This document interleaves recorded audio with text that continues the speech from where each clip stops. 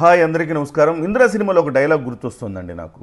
కాశీకి పోయాడు కామైపోయాడు అనుకుంటున్నారేమో అన్నట్టుగా ఒక డైలాగ్ ఉంది చిరంజీవి గారిది. అలా పోసాని కృష్ణమురళి గారు కూడా ఏమనుకున్నారంటే క్షమాపణలు చెప్పేశాను, ఇక నన్ను వదిలేస్తారు అని భావించారు. కానీ ఉన్నట్టుండి ఆయన్ని అరెస్ట్ చేశారు. చివరికి రిమాండ్ విధించారు ఆయనకి. ఇక్కడ అంశాన్ని మనం గమనించాలి. రామ్ గోపాల్ వర్మను ఎంతో అంటే ఈయన కంటే 2 ఆకులు ఎక్కువే చేశాడు ఆయన రామ్ గోపాల్ వర్మ. సో రామ్ గోపాల్ వర్మని ఏమీ చేయలేకపోయారు. మరి నన్నెందుకు చేస్తారు, నన్నెందుకు అరెస్ట్ చేస్తారు, పైగా నేను క్షమాపణ చెప్పారని భావించారు ఆయన. కానీ అనుకోకుండా పోలీసులు ఆయన అరెస్ట్ చేయడం జరిగింది. సో 24న ఆయన అరెస్ట్ చేశారు. 24న ఫిర్యాదు వచ్చింది, 26న అరెస్ట్ చేశారు.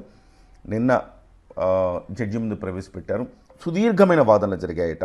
దాదాపుగా గురువారం రాత్రి 9:30 గంటల నుంచి శుక్రవారం ఉదయం 5 గంటల వరకు సుదీర్ఘమైన వాదనలు జరిగినాయి. Ponnavolu Sudhakar Reddy additional advocate general గత ప్రభుత్వంలో ఆయన సుదీర్ఘమైన వాదనలు వినిపించారు. ఆయన ఏమంటాడంటే 41A నోటీస్ ఇచ్చి విడుదల చేయాలి. బిఎన్ఎస్ 41A నోటీస్ కింద ఇచ్చారు. అంటే 7 ఏళ్ల పాటు శిక్ష పడే కేసులకు, 7 ఏళ్ల పైన పడే కేసులకు మాత్రమే ఇది వర్తిస్తుంది. కాబట్టి 41A నోటీస్ ఇచ్చి విడుదల చేయాలి అని చెప్పేసి ఆయన సుదీర్ఘంగా వాదించారు.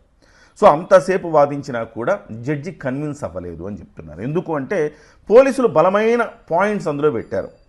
ఆయన ఒక సెలబ్రిటీగా ఉండి 10 మందిని ప్రభావితం చేసే ఒక ప్లేస్లో ఉండి ఆయన చేసిన చేష్టలు, మాట్లాడిన మాటలు ప్రభావితం చేసేలాగున్నాయి, పరువు నష్టం కలిగించాయి, సమాజంలో ఒక రకంగా వ్యవస్థీకృతంగా సమాజాన్ని చెడు మార్గంలో పట్టించేలాగా ఉన్నాయి అనేసి పోలీసులు బలమైన సెక్షన్లు ఇందులో నమోదు చేసినట్టుగా కనపడుతోంది.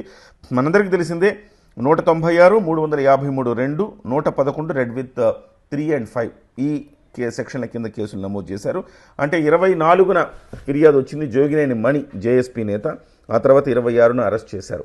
సో మొత్తం మీద అయితే ఆయన్ని 14 రోజుల పాటు కోర్టు రిమాండ్ విధించింది. ఖైదీ నెంబర్ 2261.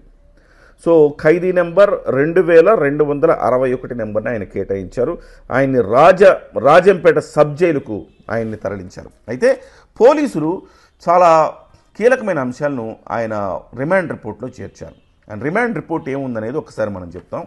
సో ప్రముఖ సినీ నటుడి కుటుంబాన్ని అవమానించేలా మాట్లాడారు. ఆయన భార్యపై అత్యంత అభ్యంతరకర వ్యాఖ్యలు చేశారు. మహిళల ఆత్మగౌరవానికి భంగం కలిగించడంతో పాటు ప్రముఖ నటుడి ప్రతిష్టకు విఘాతం కలిగించారు. ఇవి అంటే బహుశా ఆ ప్రముఖ నటుడు ఎవరు అనేది బహుశా మనము చిరంజీవి గారి కుటుంబం గురించే ఆయన చేసిన వ్యాఖ్యల గురించి అని మనం భావించవచ్చు. బహుశా బాలకృష్ణ గారిని కూడా ఆయన ఎప్పుడైనా విమర్శించారేమో తెలియదు, కానీ చిరంజీవి గారిని మాత్రం చాలా దారుణంగా విమర్శించారు, చిరంజీవి గారి కుటుంబాన్ని. సో ఆ అంశానికి ప్రధానమైన ప్రాధాన్యత ఇచ్చినట్టుగా కనపడుతోంది. అలాగే ఉప ముఖ్యమంత్రి పవన్ కళ్యాణ్ గారి వ్యక్తిగత జీవితంపై దారుణమైన రీతిలో వ్యాఖ్యలు చేశారు. ఈ అంశాన్ని కూడా ప్రధానంగా ప్రస్తావించారు. సో ఉప ముఖ్యమంత్రి పవన్ కళ్యాణ్ గారి పెళ్లిళ్లకు సంబంధించి, భార్యలకు సంబంధించి ఆయనకు అక్రమ సంబంధాలు ఉన్నాయని, ఇలాంటివి అనేక అంశాలు ప్రెస్ మీట్ పెట్టి మరీ బాహాటంగా ఆయన మాట్లాడారు. ఆ తర్వాత తన కుమారులకు దళితులతో ఎట్టి పరిస్థితుల్లోనూ వివాహం చేయనని, ఎలాంటి సంబంధాలు కుదుర్చుకోనని దారుణంగా మాట్లాడారు. ఈ కుల వివక్షకు సంబంధించిన అంశాన్ని ఇక్కడ ప్రస్తావించారు. దళితుల్ని కించపరిచేలా, విద్వేషాలు రెచ్చగొట్టేలా వ్యాఖ్యలు చేశారు పోసాని కృష్ణమురళి. రాజకీయ నాయకుల్ని, వారి కుటుంబాల్లోని మహిళలను అసభ్య పదజాలంతో పోసాని కృష్ణమురళి దూషించారు. అలాగే పోసాని కృష్ణమురళిపై రాష్ట్ర వ్యాప్తంగా 14 కేసులున్నాయట. పోసానికి రిమాండ్ విధించకుండా వదిలేస్తే విచారణ కష్టమవుతుంది. పోసాని సినీ రంగానికి చెందినవారు కావడంతో ఆయన మాటలు చాలామందిపై ప్రభావం చూపుతాయి. సో ఇదనమాట.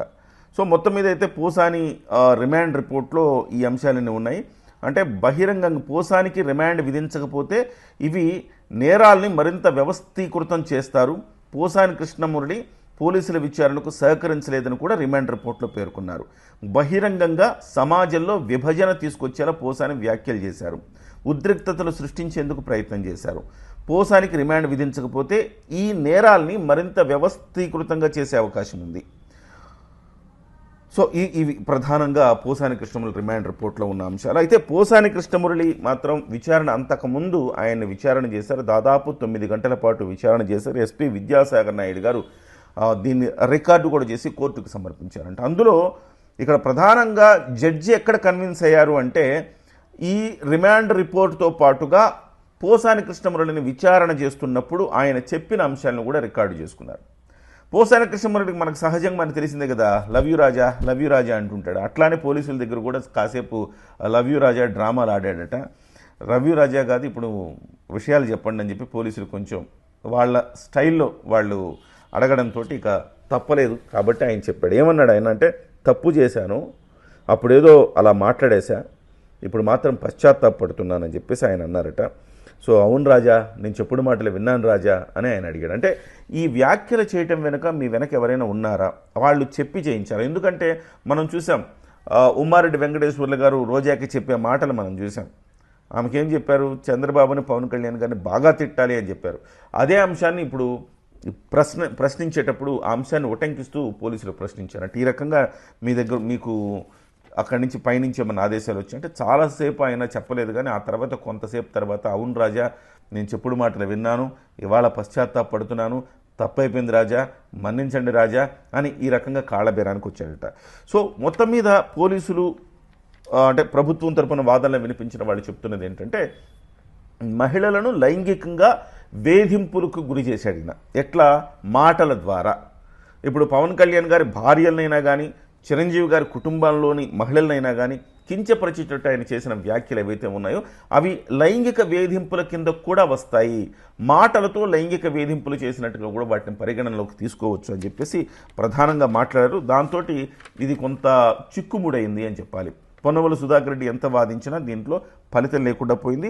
ఓవరాల్గా ఖైదీ నెంబర్ 2261 పోసాని కృష్ణమురళి రిమాండ్ గురయ్యారు. 14 రోజుల పాటు ఆయన రిమాండ్లోకి తీసుకున్నారు. ఇవాళ పోలీసులు మళ్ళీ ఆయన్ని కస్టడీ కోరతారు అని చెప్తున్నారు. కస్టడీ కోరితే రేపటి నుంచి మళ్ళీ ఆయన 3 రోజుల పాటు కస్టడీ ఇచ్చే అవకాశం ఉంది. ఆ కస్టడీలో పూర్తి స్థాయి విచారణ జరగబోతా ఉంది. సో ఎవరెవరు ఆయనకి ఏం చెప్పారు, దానికి ఈ అంశాలు కూడా అడిగారట. పదవి మీకు ఎలా వచ్చింది, ఆ పదవి రావటానికి మీరు తిట్టడమే కారణమా, అందుకే మీకు వరించింది ఆ పదవి అని చెప్పేసి కూడా అడిగారట. ఆయన మౌనం వహించారట. ఇవన్నీ తెలుసుకోవాలి, నిజాలు రాబట్టాలంటే ఖచ్చితంగా ఒక 3 రోజుల కస్టడీ కావాలని పోలీసులు కోరుతున్నారు. మరి 3 రోజుల పాటు కస్టడీ కావాలి. ఏదేమైనా పోసాని కృష్ణమురళికి చిప్పకూడు తినిపించారు. అది అందులో మాత్రం సక్సెస్ అయ్యింది ఈ ప్రభుత్వం అని చెప్పాలి.